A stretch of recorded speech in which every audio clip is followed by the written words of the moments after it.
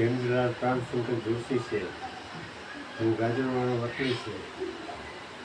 શરૂઆતમાં 1962માં દાખલ થયેલો રાળેચાળા.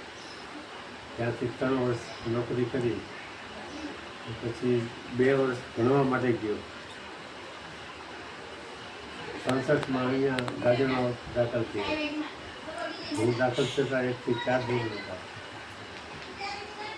મારા પ્રશ્નથી 5, 6, 7 3 ધોરણ વધાર્યા.